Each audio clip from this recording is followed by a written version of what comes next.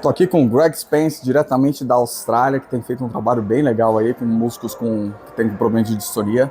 So Greg, it's a pleasure to meet you. And you've been doing a nice work with people that have dystonia and other problems to play. So can you talk a little bit about that?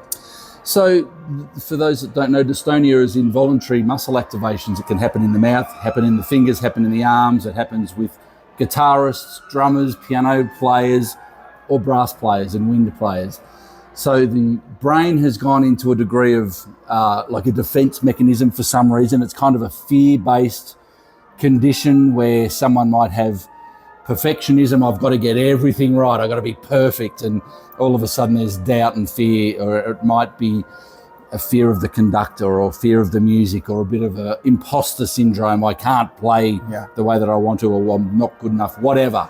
So it's a neurological condition, and what the brain's done is started to send messages to muscles to activate, to protect ourselves.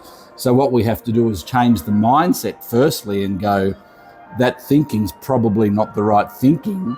We change the mindset, then we go through and find out what muscles are activating, where they're activating, and basically switch them off or make a go around. So do drills to show the brain what we want the body to be doing, and we recognize the involuntary activations, and then we do sensation development, feeling, to train the brain what we do want and stop it from doing what we don't want. It's a complex thing, but often can happen, some changes can happen quite quickly, because the brain learns from the feeling. So I can say 1,000 words and I can show you 1,000 pictures, but until the brain's actually felt the sensation of what we're after, that's when the shifts start to happen. And talking about dystonia, why do you think it's getting so often that in our time now? Look, I'm not convinced that it's more prevalent. I think just because of social media and awareness around the world, more people are aware of it. I had no idea what it was. People were emailing me 10 years ago saying, Greg, thank you for what you're doing with people with dystonia. And I'm like, what's that? What am I doing? Right?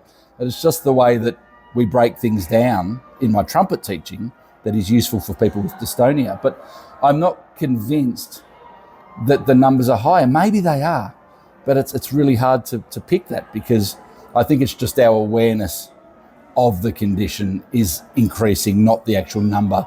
Because trumpet players, we've been crazy for a long, long time and had lots of fear about our playing, lots of confusion, lots of doubt. Yeah. So I think the dystonia has been around for a long time as well. It's just now we know about it. And how long have you been doing this kind of work? About 10 years.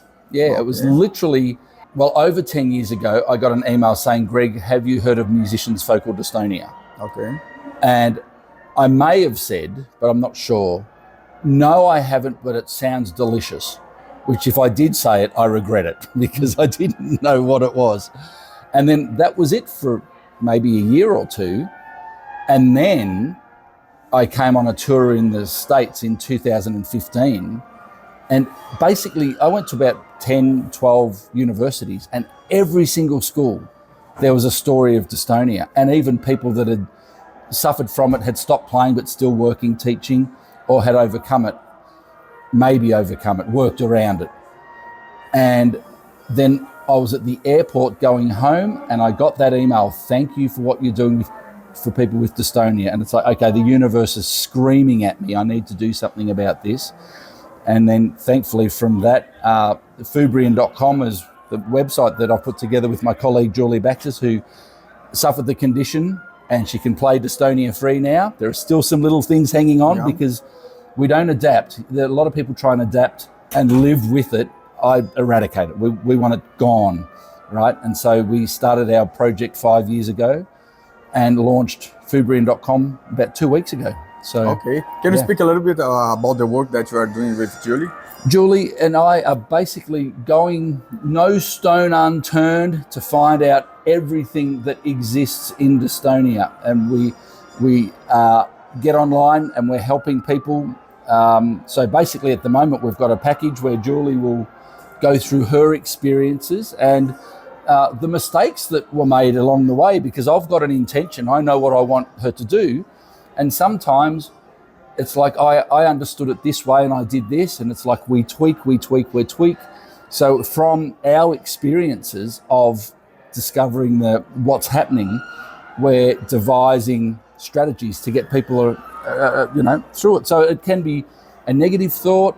It can be just a recognition of a tremor or a reaction, a trigger that goes undiagnosed. So we have to get in and find out when that happens, right? So we're right at the end of it, where there's still some things happen occasionally. And it's like, we've got to just get in there and clean out the last remnants of it.